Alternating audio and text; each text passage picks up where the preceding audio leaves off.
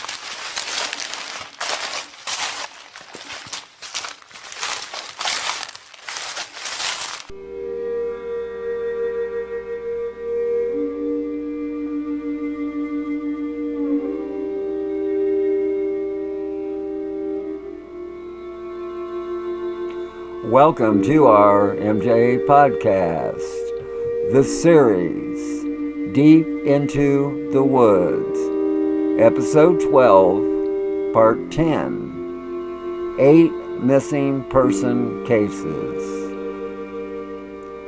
There is an epidemic in the United States when it comes to missing persons, and each year the numbers rise with no end in sight. Our law enforcement, missing person groups, and advocates are overwhelmed by the high number of missing people. The NCIC reports that over 600,000 people go missing each year. Just think about that for a moment.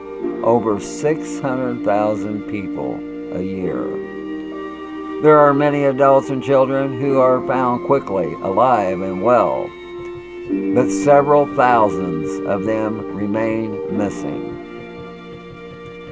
It's like the Grim Reaper is on every corner of our nation, claiming victim after victim with no end in sight. It's a family's worst nightmare when a loved one goes missing without a trace. Some of these cases won't have a lot of info about the case, but these are the types of cases that needs to be profiled and never forgotten. Please join us as we step back into time. Good evening. My name is Mark and I will be your host for tonight's show. Joining me later will be our co-host, Olivia. We are coming to you from Hudson, Florida, located on the Gulf of Mexico. Case 1. It was on March 16, 1986, is when 54-year-old Miguel Alonso, a Hispanic male, disappeared and vanished without a trace from North Bergen, New Jersey. Case 2. It was on July 4th, 1982 is when 37-year-old Teresa A. Kawash, a white female, went missing and vanished without a trace from Englewood Cliffs, New Jersey. Case 3. It was on February 2nd, 2000 is when 33-year-old William Mark Alley, a white male, disappeared and vanished without a trace from Lexington, North Carolina. Case 4. It was on May 19th, 2008 is when 32-year-old Venus Sean Rose, a white female, went missing and vanished without a trace from High Point, North Carolina. Case 5. It was on February 14th, 1995 is when 18-year-old Farika Brown, a black male, disappeared and vanished without a trace from Lancaster, South Carolina. Case 6. It was on June 16th, 1998 is when 33-year-old Sheila Ann Carver, a white female, went missing and vanished without a trace from Seneca, South Carolina. Case 7. It was on April 2nd, 1991 is when 37-year-old Donald Beams Wallace, a white male, disappeared and vanished without a trace from Worcester, Massachusetts. Case 8. It was on October 7, 2007 is when 32-year-old Felicia Marie McGuire, a white female, went missing and vanished without a trace from Dorchester, Massachusetts. Let's take a pause for the cause, and when we return, Olivia will be on the line, and we will profile 8 missing person cases. Be back in a moment.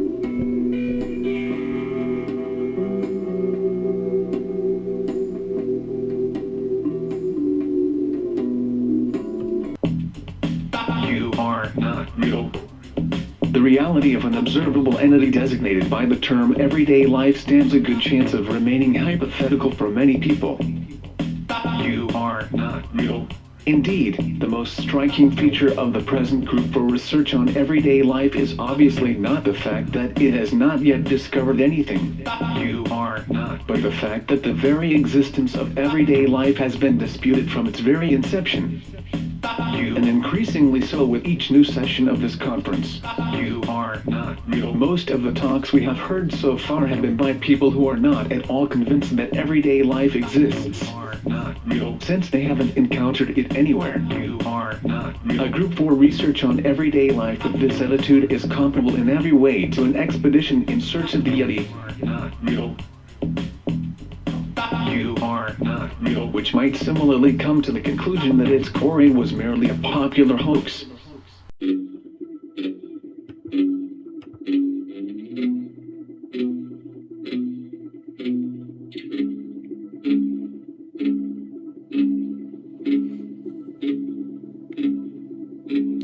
Welcome to our MJ podcast, the series Deep into the Woods, Episode 12, Part 10, 8 Missing Person Cases. I know in the introduction we said Olivia would be on the show tonight, but due to conflicting schedules, Olivia won't be here tonight for this recording. Catch her on the flip side very soon. But I am ready to dig into these unsolved mysteries, so let's get started. Welcome to the state of New Jersey. The Doe Network has 89 males and 72 females listed as being missing from the state of New Jersey. Case 1. Welcome to North Bergen, New Jersey. Missing mail. It was on March 16, 1986, is when 54-year-old Miguel Alonso, a Hispanic male, disappeared and vanished without a trace from North Bergen, New Jersey. It was on that day the 54-year-old Alonso was visiting his family home in North Bergen, New Jersey from Miami, Florida. The 54-year-old Alonso was in the area for business and to visit the area casinos. It was on March 16, 1983, is when 54-year-old Alonso was last seen leaving his New Jersey home, heading to Atlantic City to gamble. The 54-year-old Alonso would take a bus to Atlantic City where he would buy a round-trip ticket from the Union City agency. On March 17, 1983, the 54-year-old Alonso had several business appointments scheduled. The 54-year-old Alonso never attended the business appointments. The bus ticket agents told detectives they do not recall seeing the 54-year-old Alonso that day or selling him a ticket, nor did the bus drivers on duty that day. The vehicle belonging to the 54-year-old Alonso was found parked near Union City Ticket Agency next to the bus stop. If you have any info concerning the disappearance of 54-year-old Miguel Alonso, please call the North Bergen Police Department at 201-392-2100. Case 2. Welcome to Englewood Cliffs, New Jersey. Missing female. It was on July 4th, 1982, is when 37-year-old Teresa A. Kawash, a white female, went missing and vanished without a trace from Englewood Cliffs, New Jersey.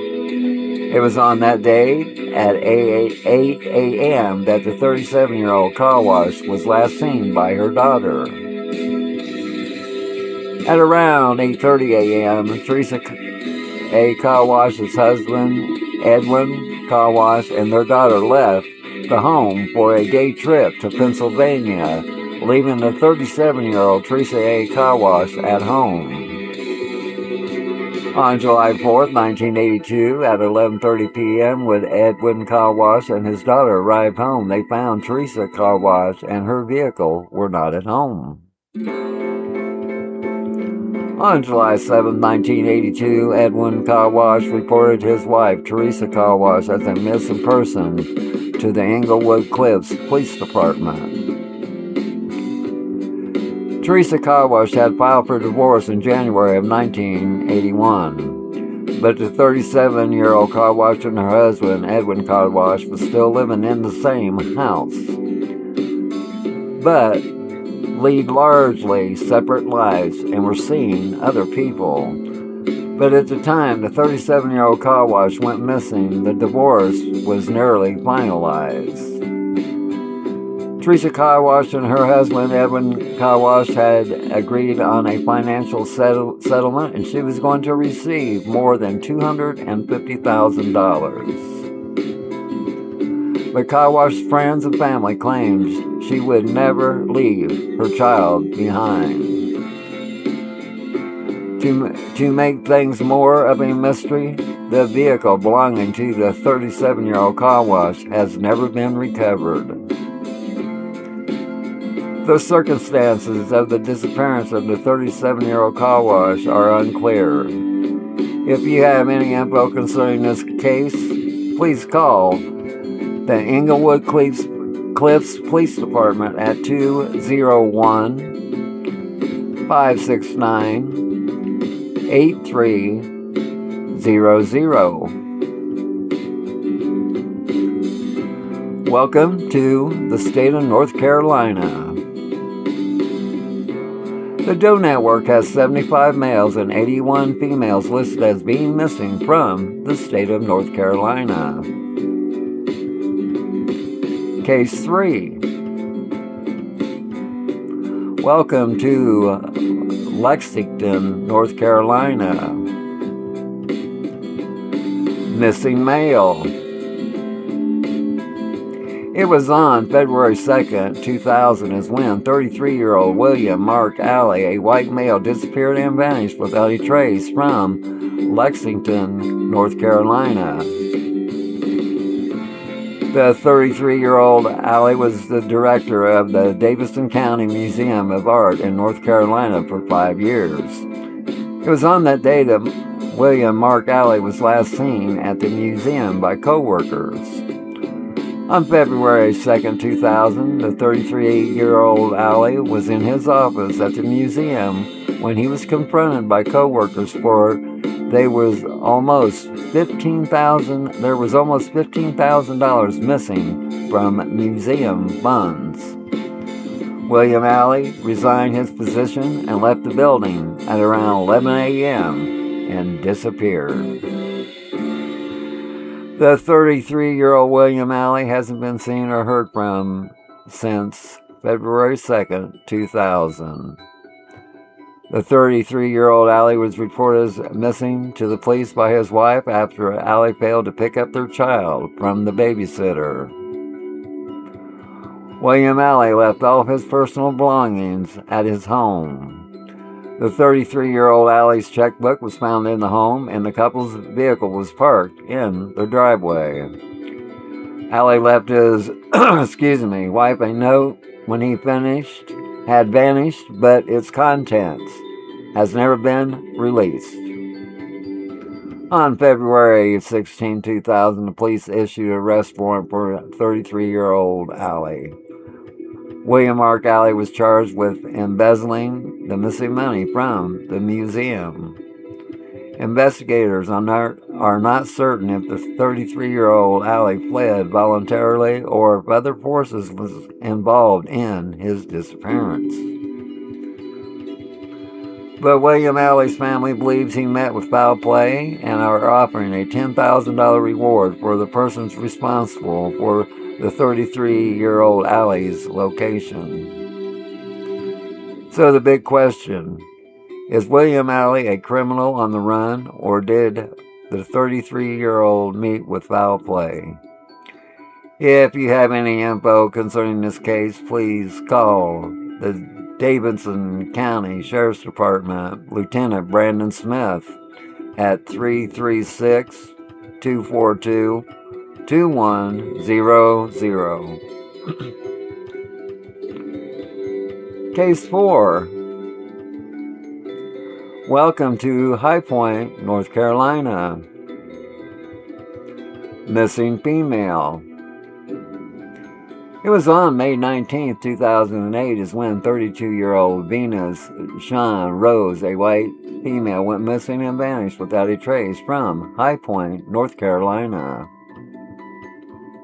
According to the High Point police reports, the 32-year-old Venus Rose was first reported missing by her mother on December 29, 2008. But the 32-year-old Rose has not been seen or heard from since May 19, 2008. Family members claim that on May 19, 2008, Venus Rose was seen at a soup kitchen at the Open Door Ministries. On February 22, 2021, new information was reported to the High Point Police Department suggesting that the 32-year-old Venus Rose was a victim of a homicide.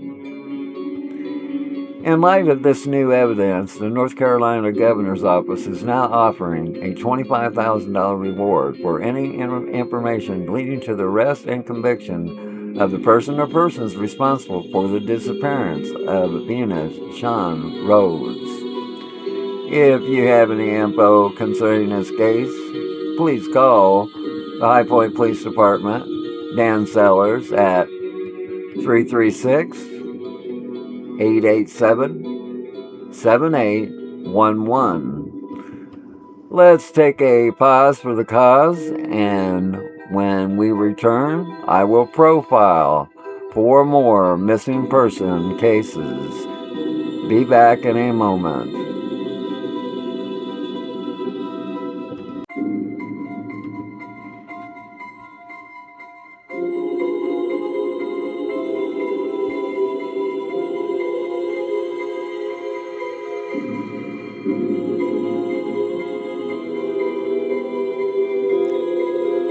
Welcome back to our MJ podcast, the series Deep into the Woods, episode 12, part 10, 8 missing person cases. Welcome to the state of South Carolina. The Doe Network has 91 males and 73 females listed as being missing from the state of South Carolina. Case 5. Welcome to Lancaster, South Carolina. Missing male. Applebee's restaurant worker disappears.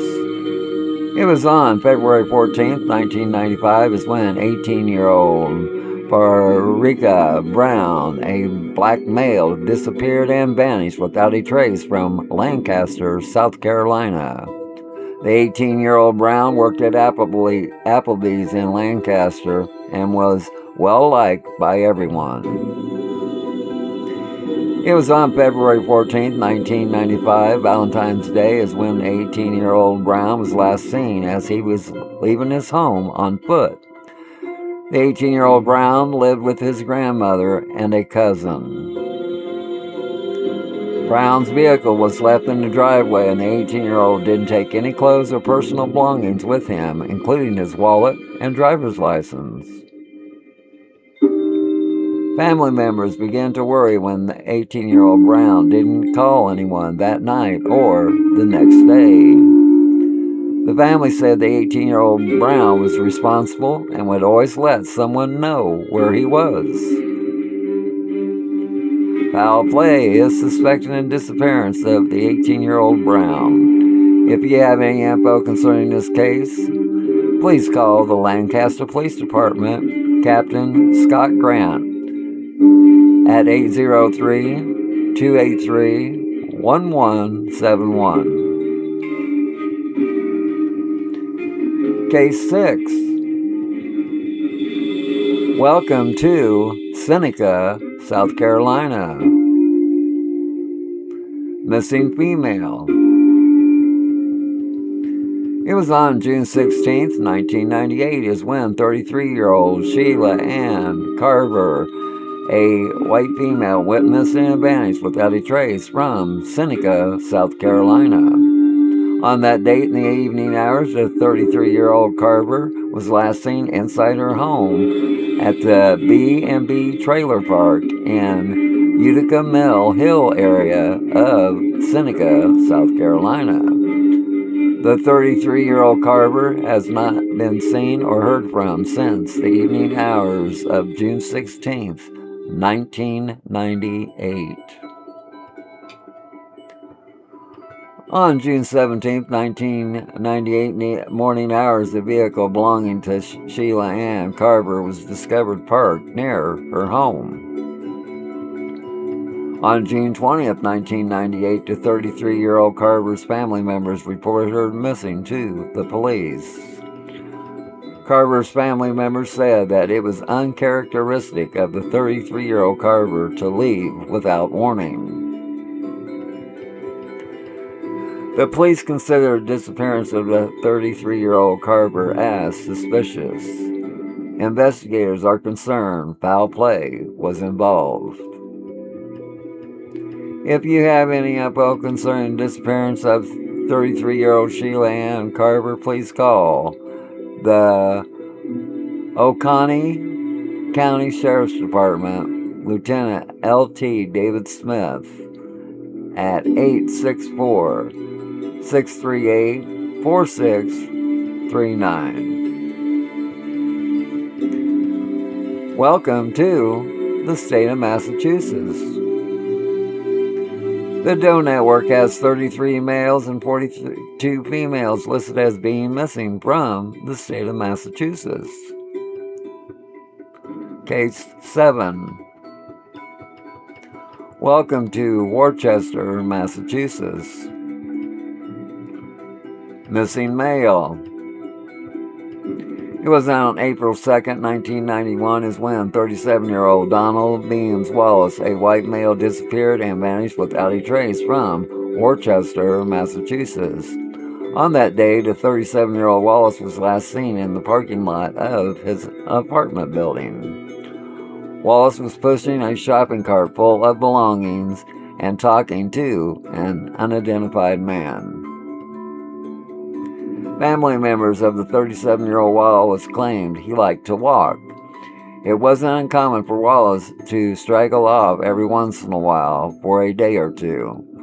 Sometimes the 37-year-old Wallace would go for several days or a week without contacting his family. Usually they thought nothing of it, for Wallace would always turn up again. Then one day the family members' letters to Wallace began coming back unopened.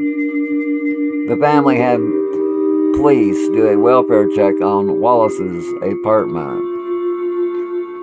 The police went to Webster Square Towers apartment where the 37-year-old Wallace lived. Police discovered Wallace's apartment had been cleared out and there was no sign of the 37-year-old Wallace. Donald Bean Wallace was declared dead in 2005. If you have any info concerning this case, please contact the Worcester Police Department at 508-799-8600 or 508-835-3233. Case 8. Welcome to Dorchester, Massachusetts. Missing female. It was on October 7, 2007 is when 32-year-old Felicia Marie McGuire, a white female, went missing and vanished without a trace from Dorchester, Massachusetts. We were to profile this case, but it has been solved with an arrest and conviction and the recovery of the remains. McGuire's boyfriend, David Pena, was convicted of the abduction and murder of the 32-year-old McGuire.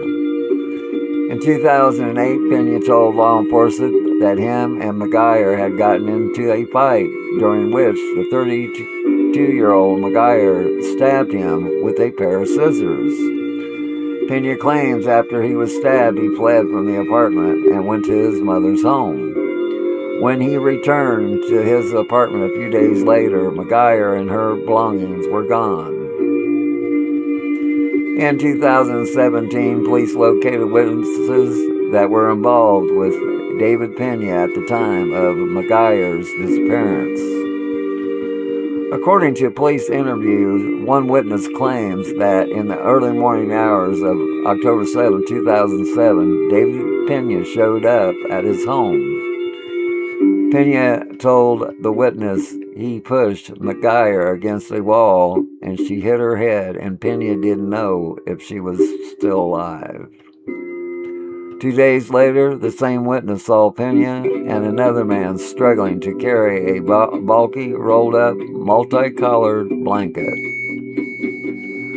According to another witness, Pena called and asked for help moving things out of his apartment. When the witness arrived at Pena's apartment, they helped him move a rolled-up carpet that contained a blanket that was difficult to carry. The witness eventually discovered Felicia McGuire's body was wrapped up in the carpet and blanket. Pena and the witness drove the 32-year-old McGuire's body to an unidentified area in the Boston area. The witness helped Pena carry the victim's body into a wooded area near a parking lot. The witness returned to the car, and after some time had passed, Pinion returned the car without the body. In 2017, the FBI was involved in the search of the wooded area of West Roxbury in connection of McGuire's disappearance. In January 2023, David Pinion was arrested in Florida and charged with McGuire's murder and with an unrelated count of cocaine trafficking.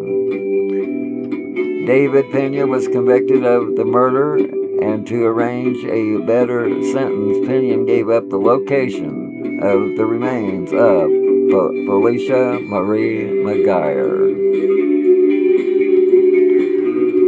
I would like to thank our viewers and listeners for tuning in, for y'all have been so kind. I have a quote for you all. The most difficult thing is the decision to act. The rest is merely tenacity. Amelia Earhart. Always remember, folks, that if you ever get bored with nothing to do, well, take a walk deep in the woods. You might be surprised at what you might find.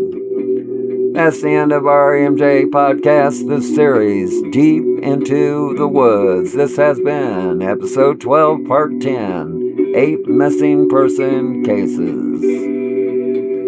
We say to all of you, good night from the shed in Hudson, Florida, located on the Gulf of Mexico.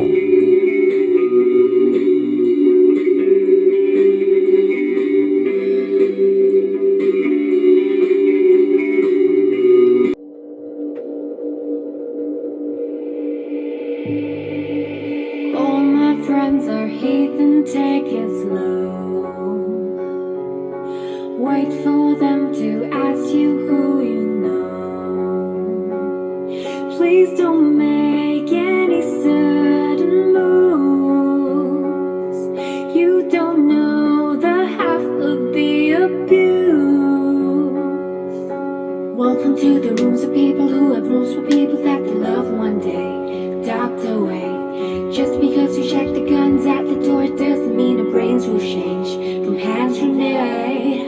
You'll never know a psychopath sitting next to you. You'll never know a murderer sitting next to you. You'll think how we get here sitting next to you. But after all I've said, please don't forget. All my friends are heathen, take it slow. Wait for them to ask you who you know. Please don't make any sudden moves. You don't know the half of the abuse.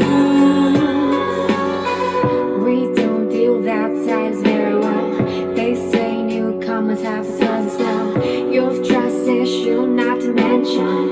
They say they can smell your intention. You'll never know a freak show sitting next to you. You'll have some weird people sitting next to you. You'll think how we get here sitting next to you. But after all I've